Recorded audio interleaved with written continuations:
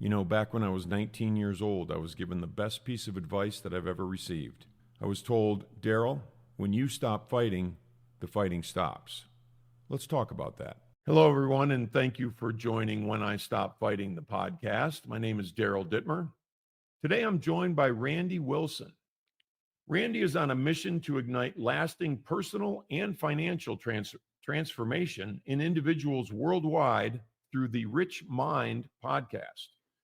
Mentored by personal development and financial education giants like Jim Rohn, Earl Nightingale, Earl is an absolute favorite of mine, David Neagle, Bob Proctor, and Robert Kiyosaki, Randy combines his passion for personal growth with practical financial education to encourage his followers to take inspired action to achieve their dreams. With over 200 episodes and a global audience, the Rich Mind podcast has become a leading resource for those seeking to apply timeless wisdom and build a richer, more fulfilling life. Randy's engaging style and insightful approach inspire listeners to take action, develop themselves, and build their own path to financial freedom and personal success. Welcome, Randy. So great to have you on, man. Daryl, super excited to be here, man. We were talking about before we hit record. I'm usually on the opposite side of the mic, meaning I'm usually the one doing the interviews. So to be interviewed is going to be a little bit of a different experience for me. I've done it a few times, not a ton, but at the same time, super excited to be on the podcast. Appreciate the invitation. And yeah, hopefully we'll be able to add a ton of value to your listeners. Thanks, Randy. Yeah, I believe so for sure. When I was on your podcast, actually twice, and I appreciate Twice. you allowing me to do that. But we definitely we're aligned in terms of how we think and sort of values and what we deem important in our lives and with relationships and families and whatever it is, just how we choose to show up on this life or in this life. And my belief, and I think yours is too, which is the reason we do these podcasts, is it's all about our stories. It's all about where we were, what happened, where we are now, and what we'd like to do going forward. And I guess with that in mind, I'd love to if you'd be so kind as to share your story. What brings you here, what brought you to the Rich Mind podcast, what brought you to the co-authoring your book, Think Big. It'd be great to hear your story. Appreciate that. Yeah, I'll try to keep it relatively short, right? If I go a little long, don't hesitate to ask questions or anything like that. Or if I don't elaborate enough, don't hesitate to, help me with that as well. But as you mentioned, when I first was introduced to you, it's like our stories kind of intertwined, meaning from the Midwest, kind of a little bit of a lost upbringing, kind of chasing things that I didn't know exactly why I was doing certain things, really some misguided beliefs. Didn't I had a loving family. My mom and my dad were great. My dad was challenging, meaning sports was kind of the biggest thing that I did growing up. Basketball, baseball, that's another part of your story that resonated with mine. So I always wanted to play collegiately, and my goal was to become a professional of some kind. I didn't care where. I just wanted to get paid to play basketball. So for you to play in college, that was always super cool as far as part of your story as well. But I didn't make it that far. But I did play in high school. But my dad was always he was never physically abusive, never, but he was always challenging and mentally abusive, meaning that it didn't matter. Let's just use maybe baseball as a better example, right? Whether I struck out or I missed a fly ball or basic mistake, my dad would just basically give me the cold shoulder. I mean, it was brutal. I mean, he would stop talking to me versus yelling at me. He would just give me the cold shoulder to the point where I would second guess every move that I made, whether it was on the sports field, definitely in school. I was never really great in school. I was always just there to kind of get the grades enough to keep playing the sport, right? The C average was at best. And I just did the best that I possibly could. So with that said, I idolized my father. I did everything I could to try to get for him to admire or for him to like and appreciate me. It's like I never could do enough, which made me work harder and harder and harder to try to get him to One thing I've told my wife this before, he never, to my knowledge that I can remember, he never told me he was proud of me, ever. And Mm. that still to this day sticks with me. But I was always, that's what I was striving to get him to do. So with that said, fast forward into my adult life, same thing with my working career. Whatever he felt like I should do, I did. And I just, the mentality that I had growing up was just work hard, grind, head down, just work until you couldn't work anymore, basically. And luckily for me, I picked an industry where working 24 hours a day, 7 days a week was exactly what they expected you to do. Was in retail. I was in retail grocery store chain here in the Midwest. It was a regional grocery store chain, and I started there when I was 16, and I finally left when I was probably about 36 or 37. So I had 20 years in with this company, but from 16 till 35, let's say, I just grinded. I worked and worked and worked because that's what I thought that I should do. Trying to move up the ladder of success, quote unquote success, trying to get that title. I earned that title as far as a store manager in what was considered an early age. I think I was right at 30 when I first got my experience of managing the store. And you're literally responsible front to back, right? It doesn't matter if the lights go out or the power goes out or refrigeration goes down, somebody calls in, it didn't matter. So I was literally working 24 hours, 7 days a week. And I just did it. So I had a young family at home and I was neglecting them, meaning once again, I wasn't physically bad to them. At least I don't think that I was. But at the same time, I just wasn't home. I was disconnected from them a lot, most of the time, until finally I got my wake up call. So at uh, this grocery chain, so this was back in 2007, 2008. So it's very similar to what we're experiencing now with the economy and all the disruptions and all that kind of stuff. So right around that '07, '08 timeframe, the company I was working for went through some hardship, and they started to close stores. They eventually filed for bankruptcy. Don't need to go into all that detail, but what happened was my supervisor, as I mentioned, I was a store manager at the time, came in very first thing in the morning on I think it was a random day. I think it was like a Wednesday morning. He never ever came in early. He was always visiting me late in the day because he always told me that it was a great day, a great place to wrap up his day. Right? We always had a great relationship, friends, friendly. I mean, it's not like we went and hung out or anything like that, but we were definitely friendly and friends with each other in a work environment. So for him to show up first thing in the morning, it was like a red flag. I was like, oh, what did I just do? Mhm. Or what happened? And I went to him, obviously I went up to him, say, hey, sir, what's going on? Good to see you. I was wrapping up my morning routine, which, in the morning, if anybody's ever worked retail, I just touch base with all my departments, make sure everything was functioning properly, everything was working per se. Is this, you know, Randy, it's good to see you. We definitely have to have a conversation. We just need to have a conversation. So just wrap up with what you're doing. And yeah, just meet me in your office when you get done. And my lap around the store that time was just like, it was nerve wracking. I was thinking, I'm gonna get canned. I didn't know what I did. So that's where my mind went. It's like, what am I doing? What did I do? So I finally went into the office and actually, I opened the door and he was standing right at the doorway there. And I went to go sit in my chair and he slammed this huge heavy door and it just made the loudest bang noise. It scared the life out of me. Anyways, I sat down and in that moment he shared with me, Randy, the company's going through some turmoil and I knew that, right? I knew from a big picture, I knew that. But the decision that they made was that they were going to close my store. And Mm. that was my wake up call.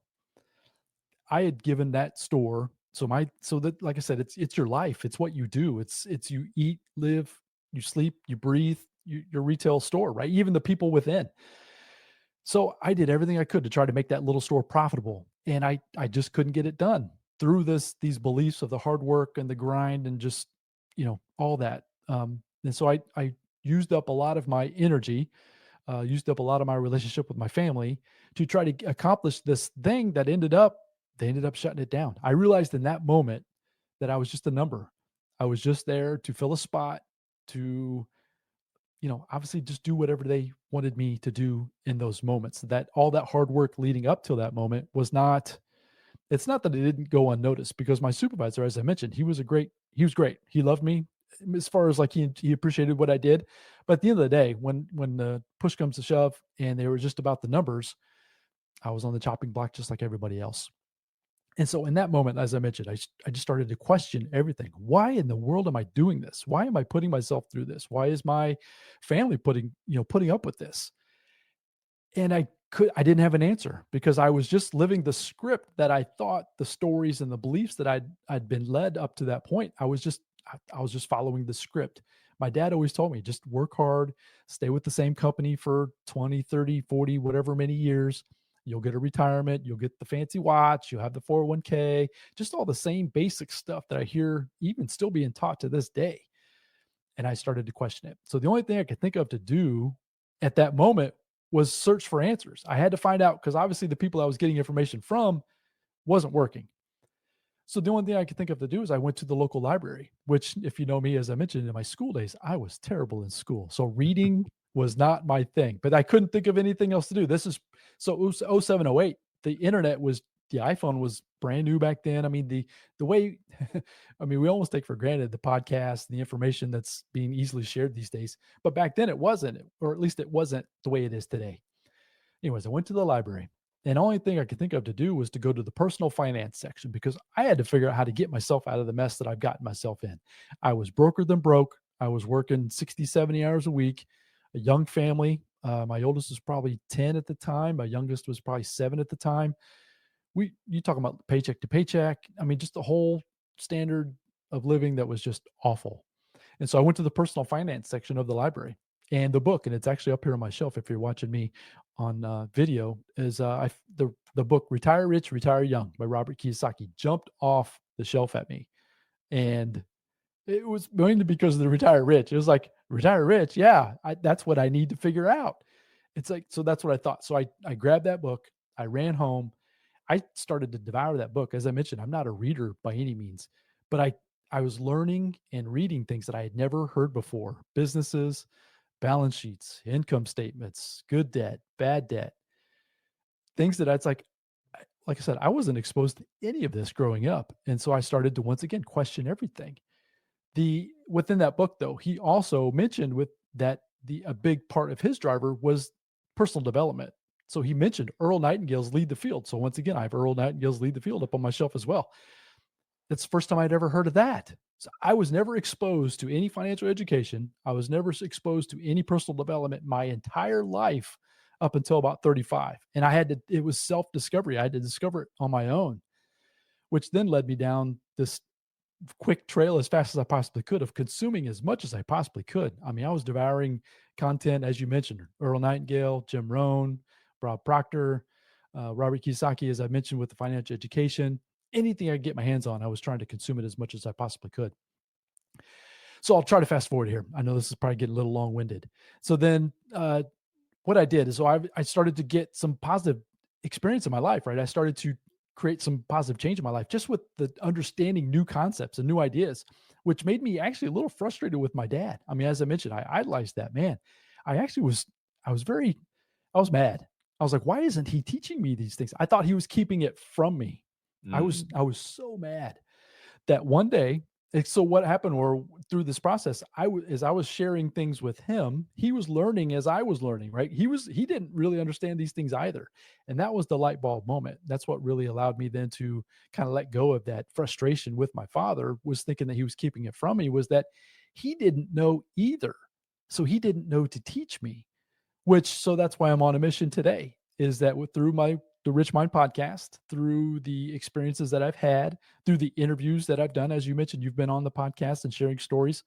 I'm on a mission to change that as much as I possibly can from here in Indianapolis, Indiana, trying to spread my message as far and as wide as I possibly can to get people to understand that the reality they might be living might be because of they're just not looking at it through the right lens. They might not comprehend, or they might not understand certain things in a certain way. And with a simple shift in mindset, with a simple shift of some understanding of some financial education, basic things, their life can completely be different in a relatively short period of time. And the reason why I know that is because that's what's happened for me. And so, yeah, just super excited to share as much as I possibly can. And I just love it. I still learn every single day. And so that's what I try to do. I try to take and use myself as the almost like a guinea pig. So I try to learn, and then I just try to share what I've learned within my own life.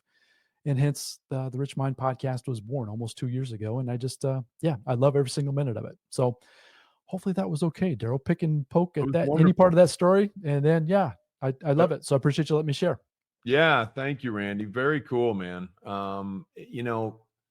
So many things that are so similar, about us. Our stories are different, but I always felt like when I was a kid, my dad was a mechanic, and I remember him getting, I think it was 25 years in. He spent 41 years, I think, at General Motors as a mechanic, but 25 years they gave him a clock.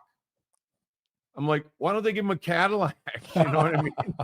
Like, Sure. let's do something like that, and I didn't think about it back then, but I heard people say things like, as I started, you know, uh, driving my own bus in terms of just trying to be successful and learn about this life. I heard people say, why work 40 years for a $40 watch, and I'm like, yeah, I think that's true, but several things you touched on, which I think are terribly interesting. We can dive into any piece of it, but there's the component of the expectations that are placed on us as kids, and I had expectations placed on me, certainly, that I didn't live up to, and I tried to live up to, and then my sort of stopping point was I got sober, and then I tried to really double time live up to what I thought. It was mostly my mom as opposed to my dad, but what was going to make her proud of me. And my mantra was, for a long time, was I want my parents to be proud of me. In terms of what I do with this life. Nobody in my family had graduated from college, and I ended up going to college, but my mom, when I was a kid, she'd be like, you're either a pastor or a doctor. I'm like, well, if I don't go to college, doctor's kind of out. I'm not a huge fan of pastor necessarily, because just my relationship with religion was always tenuous when I was a kid. So the other thing I think, which is huge, is you talked about, hitting a bottom. You hit a bottom, and then you had to, teach yourself how to rise from that bottom. And there's just a lot of fruit in there that we can talk about. But I think the biggest thing that hits me about changing one's life is, when am I ready to take responsibility for everything in my life, and what I'm responsible for, my family and my finances and all that stuff, right? I mean, that's the important stuff. What am I going to be responsible for, and what am I going to make happen? 100%. So yeah, it was, as I was getting that wake up call, it took a while. So, obviously with that story, it feels like it was a really relatively short period of time. I'm still literally working on it to this day. So we're talking 15 years later, I'm still trying to improve all of that within myself. I'm getting better. I feel like I'm getting better. So we joke around in my house, right, with my wife, is that, I had a pre-personal development life, and then I've had a post-personal development life, and it's ever evolving, right? I'm getting better at things all of the time. But as you said, the resentment, the past beliefs and the stories that I was basically operating under on autopilot, right? It took a long time for a lot of those to start being chiseled away, for me to understand and realize that I was creating my own reality. It wasn't necessarily things out there. One thing I say on my podcast a lot is I talk about winning within. And I didn't really, and it almost sounds religious. And as you mentioned, I'm not a really religious person either, but I just love the concept of, and the idea that I've had to focus on me. I've had to focus on my internal dialogue, how I feel, my emotions. As I mentioned, even today before we hit record, my palms are sweating right now a little bit because I'm a little bit nervous. A few years ago, prior to personal development, I wouldn't even have thought anything about it, or else it would have thrown me into a negative tailspin where who knows what the conversation would be having right now. But the Yeah. point is that as I've worked on me, as I've worked on my the battles, right? When I stopped fighting myself, just like with your title of your podcast, when I stopped fighting within, my exterior environment started to get better. My relationship with my wife got better. I've got a exponentially better relationship with my children. I'm able to host and bring folks on. Perfect stranger. I mean, just like you, Daryl, meeting you, you're a stranger to me 6 months ago, but to be able to bring you into my life, have a conversation, feel like we're building a relationship. Once again, pre-personal development, no chance. Post-personal development, obviously, I'm able to get better at that. So the the craft of podcasting has allowed me then to keep stretching myself from within, challenging myself, understanding that it's me. I'm creating my reality. I can decide whether, challenging stories. So that's what I try to do with them myself. I try to challenge the stories, the beliefs that I've got. I try to find conflicting ideas back and forth. I try to kind of put them up against each other and see if I can't hold them in the same spot in my own mind or in my own thinking. And that kind of gets me or helps me then realize whether something's true or not.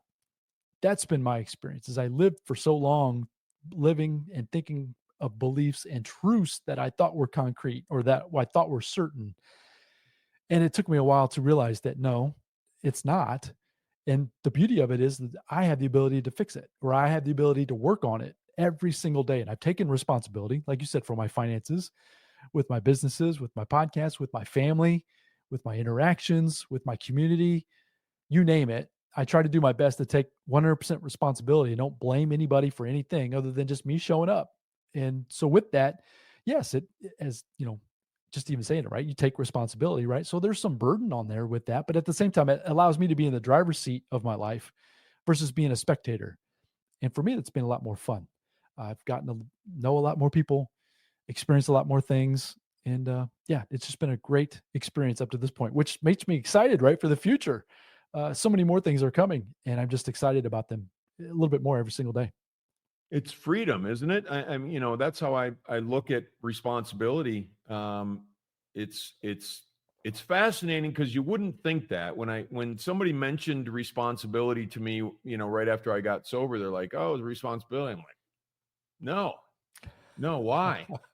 I wanted to be sober. I wanted to get better. I just didn't understand. I didn't understand. But since that time, I've discovered that freedom lies in the responsibility that I take with everything having to do with my life. And like you said, not blaming. And, we can have all these fingers in the past and like, oh, it's their fault or oh, they should have done this or that. And it's like, when I have those tethers hanging off of me that are tying me to the past, I'm not free. Right.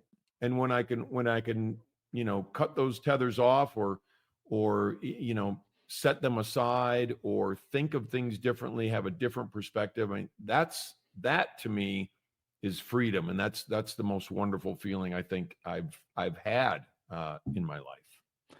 Same here. So just being trapped, unfortunately, right? I'm seeing even folks in my close proximity right now with the companies that they're working for, and they haven't necessarily taken my advice, and it's not like I'm out there passing it out, but at the same time, I'm very vocal with the taking control, taking responsibility, working on your personal development, working on your financial education, get your things in order, right? Because you never know what could happen.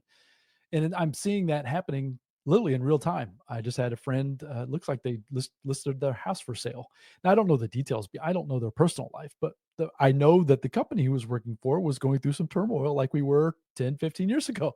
So I have a gut feeling that he's probably having some challenges within his own life. That's unfortunate because once again, it's like once you take responsibility, yes, there's some added pressure when it comes with that responsibility. But like you said, it's freedom. It's your ability then to choose. David Nagel, you mentioned him being a huge mentor of mine, and I would recommend anybody go out there and find David. You can find him on the Successful Mind podcast. But he talks about our greatest gift is our ability to choose. And so for the first 35 years of my life, I didn't take that responsibility. I didn't take that ability. I was waiting for somebody to tell me what to do. And I was good at doing it. Like, you give me marching orders and I can go get it done. And I'm still that way today. But instead, I've tried to flip it and I've tried to take responsibility, take it in house, be responsible for my thoughts, be responsible for my actions. I talk about on within my podcast a lot that I'll get triggered by an outside event, whether it's something on social media, just anything, right? Something my wife says, whatever. I call them triggers. And before, well, so once again, pre versus post, I would get and be sent down a rabbit hole that would take me in a negative spiraling space that I didn't ever feel like I could ever get out of. That since then, since I've taken this responsibility back in, I can almost see the trigger happening in real time. And so I'm able to then to analyze it, think about it, contemplate on it. Is it true? Where's it coming from? Was this a past belief? I mean, I just run down a series of questions. It's in my mind. Nobody even knows that I'm doing it. But what it's allowed me to do is shorten that negativity time frame for myself. I used to go depression, just negativity for weeks or months at a time. I mean, it was bad to where I'm able to now get myself back to where I feel like I'm in control within a few minutes or definitely probably within an hour or two. And that exercise of just taking the responsibility and taking that in house has completely changed my life. It's completely changed my family's life. It's changed the way the Wilsons will show up moving forward. I have a grandson now. He's 17 months old. And how I'm able to show up for him today is completely different than how I used to be. And because of that, I know he's going to be different or hopefully better, right? You never know. But I know he's going to leave and have a better life, at least an experience when he's in my proximity, right? Because I'm able to be a better person because of that work that I've done and trying to win within. That's really where my focus is.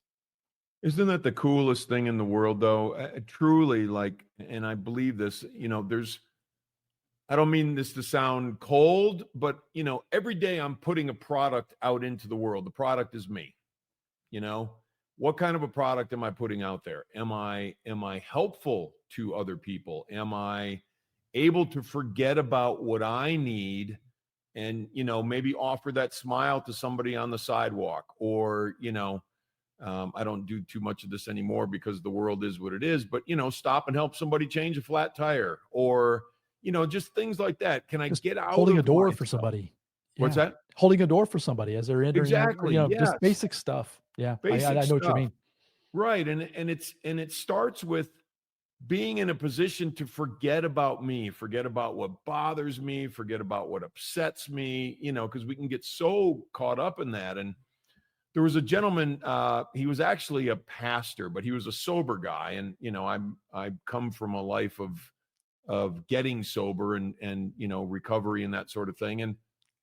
But he was a pastor at this church called Unity Church. And, he'd been sober for a long time. And he said, and relating to what you just mentioned about that story of, a trigger comes in, what do I do?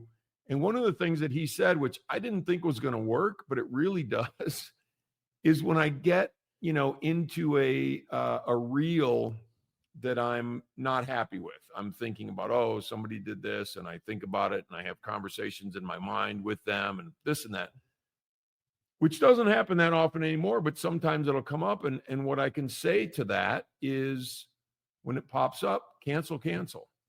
Hmm. And it's amazing that many times I might have to do it twice, but it goes away. And it's me allowing myself to stop that reel and then taking the time to change my perspective on, nobody was trying to hurt me. Nobody was trying to piss me off. Nobody was trying to, whatever it is. It just happened.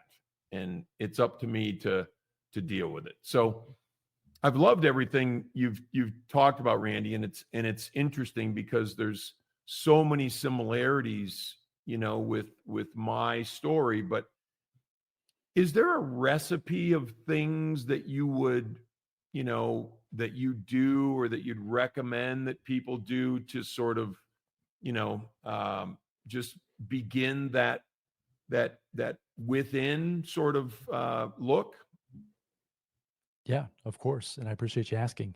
The one thing I talk about a lot, and this is going to sound, once again, it's just basic things. So, Jim Rohn, love Jim Rohn. Once again, if you don't follow or haven't gotten into Jim Rohn's content, please do that as well. He absolutely changed my life. But what he talks about, or what he was teaching me when I was learning for myself, is the basics. You've got to get good at the basics. You can't expect big success in your life if you're not good at the basics. So one of the basics that I've implemented into my life, and this is just, it's something that It's going to sound super simple. I talk about it on my podcast all the time. Journaling. Journaling is a process for myself that, once again, getting in the habit of doing it. And I do it every morning.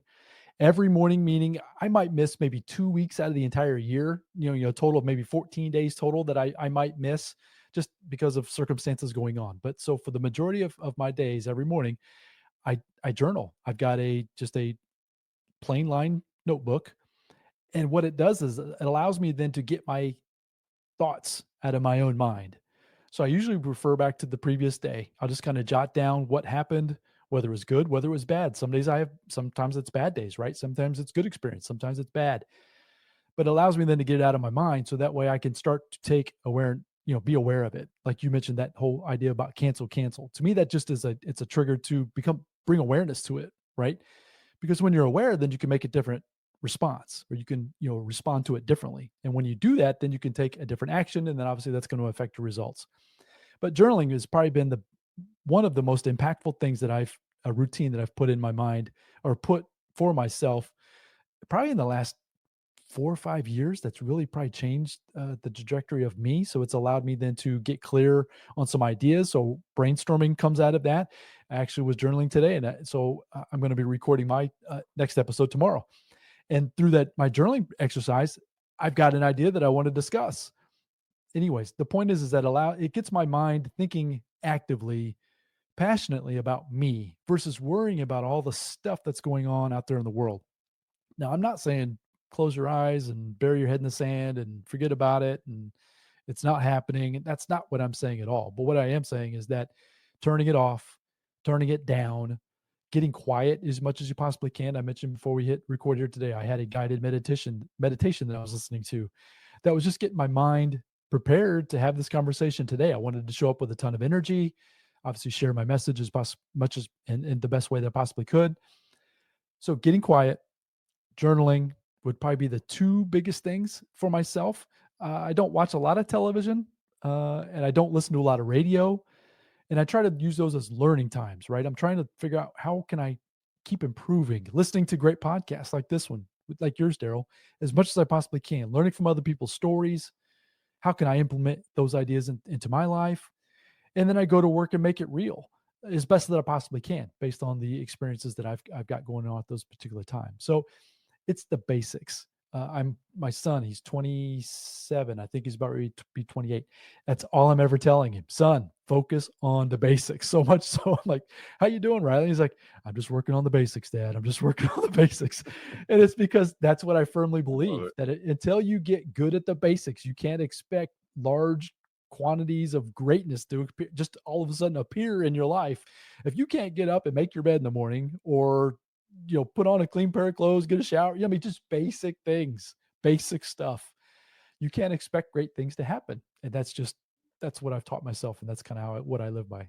So yeah, curious what your thoughts are. No, I love it. I really do. I've been fortunate to, teach sales and teach business and help people with risk management and that sort of thing in my career. And I always tell them, like, look, if you're struggling or if you find yourself confused or whatever, you just go back to the basics. You just go back to the blocking and tackling and do the stuff that you may have set aside, which put you in this position, put you in a position where you become confused and you're not sure which direction to go. And journaling is huge. And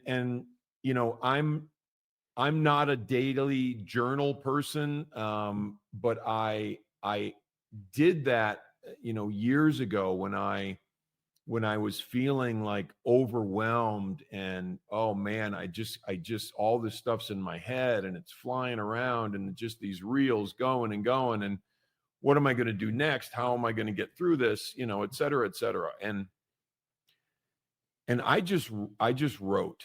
I just wrote. I'd grab a yellow legal pad and I would just slam down as much stuff that was inside of me as I could and just got it out. And like you said, it provides clarity. It provides being able to see what's actually going on. And sometimes it was like, oh, well, that's no big deal. It's just swirling mess in my mind. It's not necessarily, earth shattering or life shattering stuff. And then the other thing you mentioned, which is, you have to go do from that point. You have to take action. You have to do things differently. Once you get the information from that writing or that journaling, it's funny because I don't know what shoulder it is. I guess it's this shoulder. Behind me on the top shelf, I put together journals, excuse me, for people. They're just blank journals, but one of them is rewrite your life story. And that's just what it says on the cover, just kind of a reminder. Another one is stop stopping yourself. What is the third one? Hold on. Stop fighting, start living.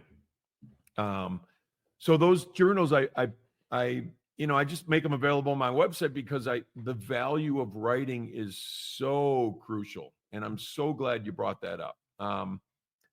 The other part, from the quiet perspective, I do my stuff every day. I have my daily habit or discipline or whatever you want to call it. And basically I do breath work, which settles me. I do meditation, which, I'm settled by the breath work. And then the meditation is even that much more profound. I practice gratitude.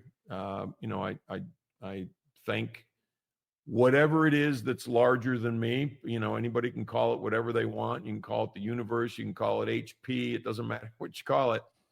But I'm thankful. I'm thankful for my life. I'm thankful for the people in my life. And I exercise and I eat right. Those are the things that I choose to do. But quiet, which you mentioned, finding that quiet place allows me to approach life in a clear way.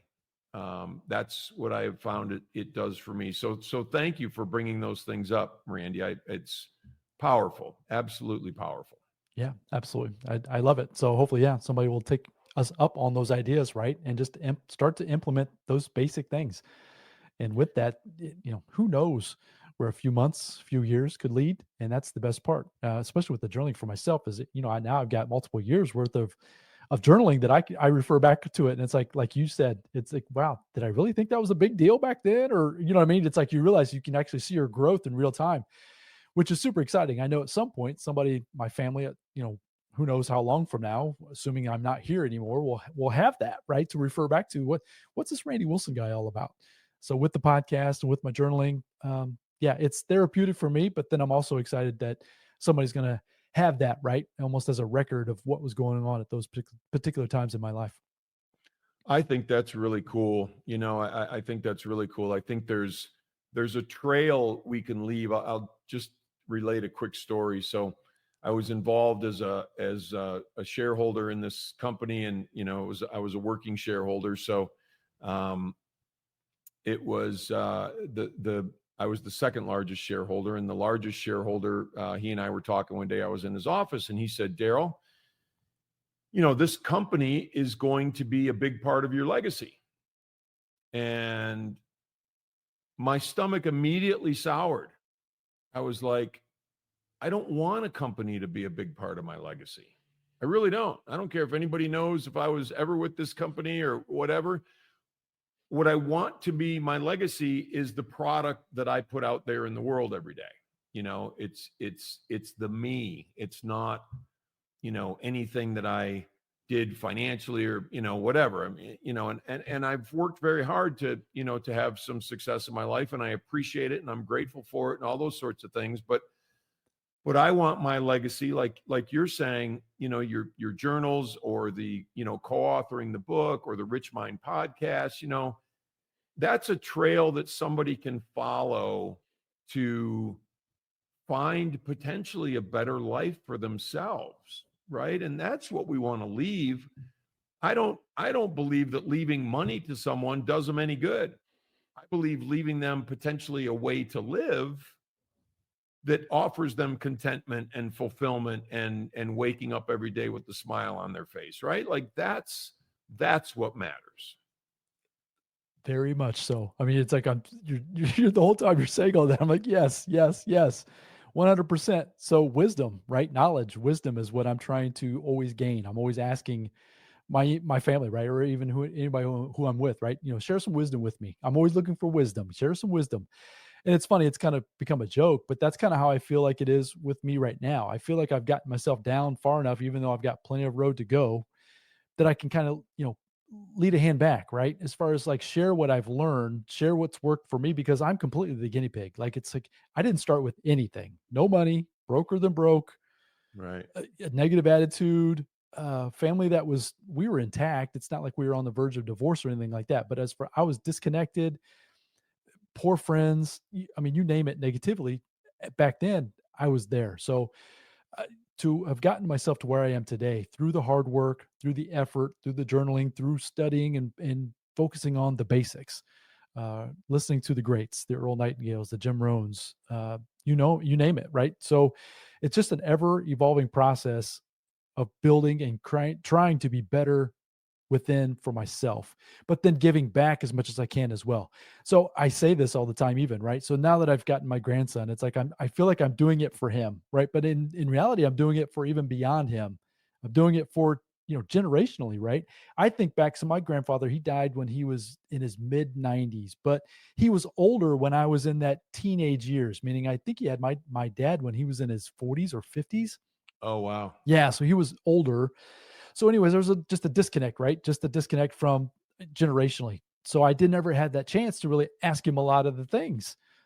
He was born in 1906. Can you imagine having a conversation with somebody and there might be someone listening to us, they might have the ability to do that. My point being is that I wish that I would have had some record from him, what life was like, what he was like, what the Wilsons were Mm. like. Why do we think certain ways? Why do we believe certain ways? Why have we always done it? Whatever, you put on it whatever you like. But so that's why I'm doing what I do is I'm trying to like you said, create a record for the Wilsons moving forward, that hopefully at least they'll be able to in the future understand maybe a little bit better. I might not have all the answers because I'm not claiming that I do, but at least maybe challenge them to understand, or at least encourage them to understand that, yeah, it's okay. Whatever challenges you're dealing with, it's okay. Because like I said, if I can come through what I've come through to get to where I am today, anybody can. And that's it. I can't say it any more simpler than that. And so that's where I draw up my inspiration to just keep showing up as much as I possibly can, which is why I'm so excited to be on here with you today, Daryl. Thanks, Randy. Yeah, no, you're sharing such wonderful wisdom, and it's I'm a big fan of when the student is ready, the teacher will appear. And I used to, and this is going to age me a little bit, but I don't care because I'm old enough where it doesn't matter.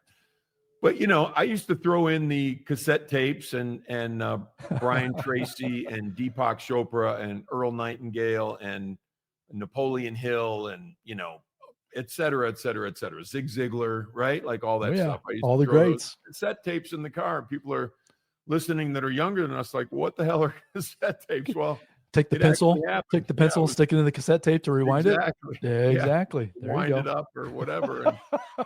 And that was their trail for us to follow. Right, That was 100%. their contribution to society and to the world. And when I could hear something 10 times and maybe not click with it, but when I hear it the 11th time, which is when the student is ready, the teacher will appear, that little tidbit can change my life. and 100%.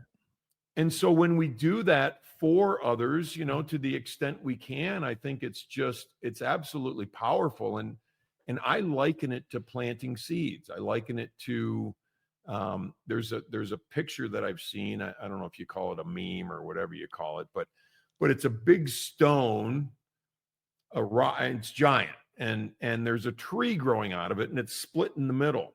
And that's the power of a seed. That's the power of planting a seed. And I think about that a lot, and I refer to that a lot because that's my purpose in life now, and I think it's your purpose in life, right? It's to leave those seeds for whomever and whenever they're ready to receive them. 100%. That was one of the wake up calls it took me. So as I was learning in my early stages, I was getting so excited. I was trying to share it with as many people as I possibly could, right? It's almost like, I couldn't stop like the excitement and sharing ideas and knowledge, the knowledge and wisdom that I used to seek. But what I came into, or what I, found was that, like you said, a lot of people weren't ready to hear the things that I had to say. So I was getting a lot of pushback, and I still get pushback today. As I mentioned, I still have people in my close proximity that don't want to hear anything I have to say, so what I've learned though is that that's okay. All I can do is plant the seed. So Right. once again, which is why, like you said, with the mission of the podcast and even with everything that I'm trying to do, is more of a just plant that seed. Somebody will hear the right thing at the right time, just like it was for me. Jim Rohn, he was gone a long. Earl Nightingale, same thing. Right? Those guys have been gone for a long time, but they planted those seeds so long ago that they didn't know they were going to be impacting me. They had no idea. But had they not done that, you and I would be having this conversation today. That's Right. kind of what keeps me going. I just don't want to stop. So prior to there, again, for me, prior to 35, I used to start and stop things all the time. But what I've decided to do with, even with the podcast, is I'll pivot a lot. I use the word pivot. I'll change. I've changed how I do it, a lot of the things, and those are the details we don't need to go into today, but I've pivoted a lot, but I just can't stop because I just never know when that seed, whatever seed that I'm planting that day, that episode that I release or whatever I'm doing, will be the one thing that somebody needs. And Right. it's not about me. It's about trying to just give back and help them as much as I possibly can. Because yes, I've borrowed this knowledge and wisdom from them. It's not like I've come up with it myself. I mean, I've got some experience because I've put it into action, but I'm just trying to take it then and then maybe put my spin on it based on my experiences that hopefully will resonate with people in a different way. Some people will hear me in my Midwestern accent talking about, Indiana and corn and, basketball or whatever. And they're going to tune out because I just don't resonate with them. And that's completely fine. There's people out there today that people will bring me, listen to this person, listen to that person, and I'll try. And it's like, I just don't get it. It doesn't resonate with me. And that's okay.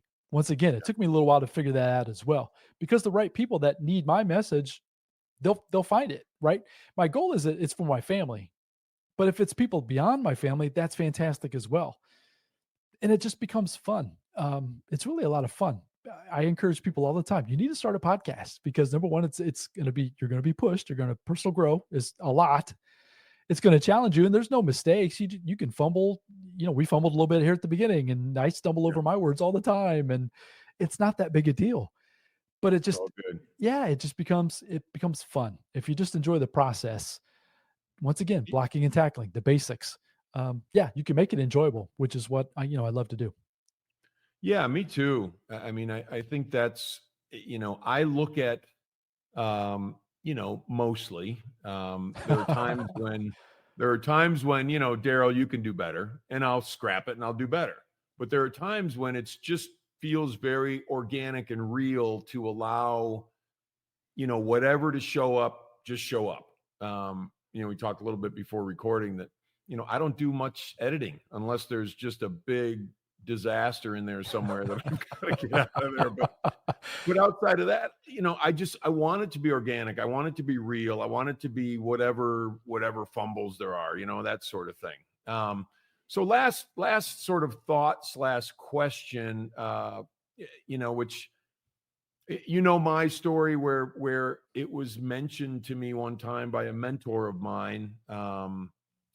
And the reason why I titled my books the way I titled them, but my mentor, as I was wrestling with life, said, Daryl, when you stop fighting, the fighting stops. And I've been carrying that, like a football for the rest of my life, just trying to figure out what exactly does that mean. Mm-hmm. And different levels of understanding show up over the course of time, which is quite cool. But what do you have a moment like that, or an enlightening sort of like, oh, light bulb, man, like one of those kinds of things where you're like, you know what, that really changed my life? I do. So you didn't prep me with that question. So that's gonna Sorry. take me. No, that's good because that makes me think, right? Thinking on the fly. That's what we do on podcasts, and that's why I love it Right. so much. And yeah, so something quickly came to me. So let me see if I can articulate it well. So as I've mentioned Jim Rohn's name several dozen times already today, and you're going to hear his name a lot when you if you check us out on the Rich Mind podcast. But one thing Jim shared with me very early on, and so let me try to get the quote exactly right, or at least really close to it. But one thing he shared with me, and I used to listen to Challenge to Succeed. That was his audio program that he had there that I listened to over and over and over. So once again, folks, I recommend you grab a copy of Challenge to Succeed. But the quote, so let me think through it here real quick in my mind before I try to say it out loud. But he would say, in order to have more, you must first become more. And in order to become more, you must work harder on yourself than you do on your job. Mm. And I would sit with that. The first time I heard that, I'm like, what is that? I've never heard of such a thing. Work harder on myself than I do on my job. If I wanted to have more, I had to become more. And so I wrestled with that and sat with that. And so that probably has been the biggest quote for me because it forced me then to think once again. I go back to that winning within, that internal battle within myself. It made me realize that all my activity of doing, achieving, that and I wasn't becoming who I wanted to be. My results were terrible. I had like I mentioned, I had the status of the store, but as far as my relationship with my family and the income that I had and if you looked behind the scenes, it was a wreck. So I had to go to work and work on myself.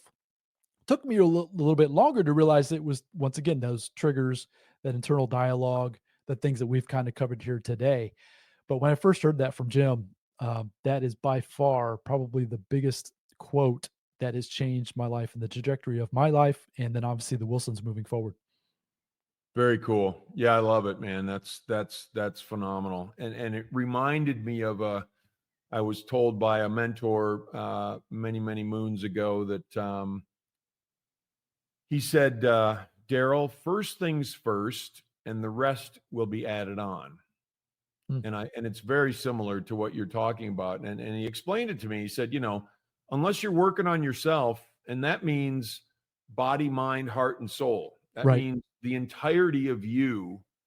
If you're not putting that first, then you're going to reap the fruits of whatever you're putting first, and that to the neglect of other things. And so first things first, and the rest shall be added on means I need to, just exactly what you're saying. I need to become a better me, and then present that product to whatever it is I'm working on. And whether that's a job or a business or whatever it is. But yeah, beautiful stuff, man. I really appreciate you saying that. And those sort of light bulb enlightening moments, we carry those for the rest of our lives, 100%.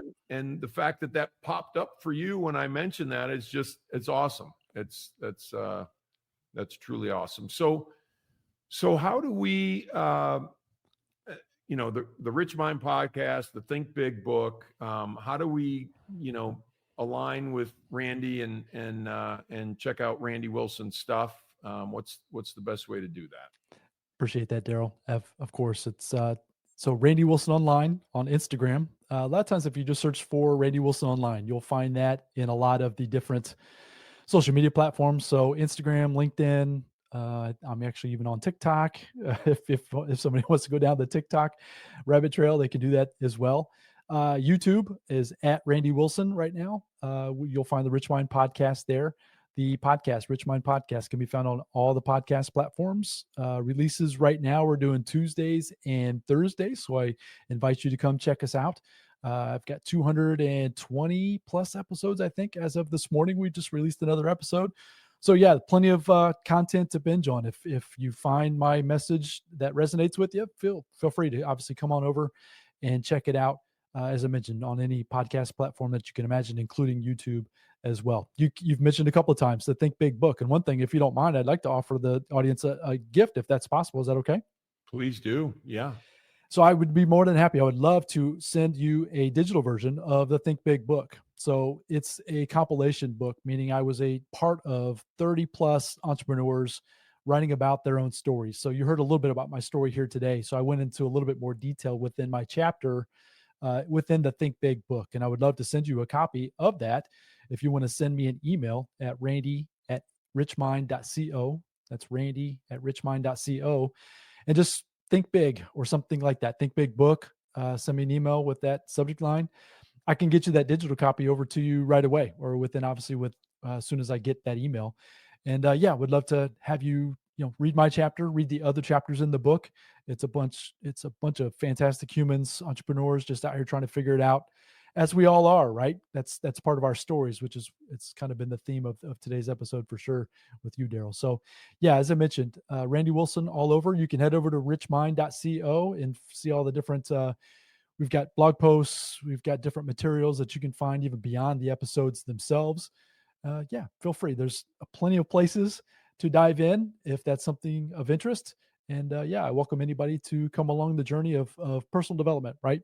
Self-improvement, health, wealth, and legacy. That's kind of the three pillars that we try to focus on within the Rich Mind podcast. So once again, just appreciate your time and allowing me to come on and share my message. This has been a lot of fun. I think I need to get on and doing this side of the interviews a little bit more because I'm having a great time. I could just keep talking on and on and on. So hopefully it's been valuable for you, Daryl, and your audience as well. Without a doubt, Randy. Yeah, without a doubt. I've loved the discussion we've had, and all of the things that Randy talked about in terms of ways to reach him, we will have on the in the show notes, so you can click on it. But don't wait. Shoot Randy that email now, and get anytime. that digital copy. So Randy, yeah, thanks, man. I do appreciate it immensely. I'm so happy that we had a chance to get you on, and I know we're going to be in touch and talking, and take good care. We'll chat with you soon. Look forward to it. Thanks, Daryl. Really appreciate it. Thanks, Randy. If you've enjoyed When I Stop Fighting the podcast, please check out my books and my journals on my website, daryldittmer.com. Enjoy a 15% discount by using the code PODCAST, DARYLDITTMER.com. Thanks again.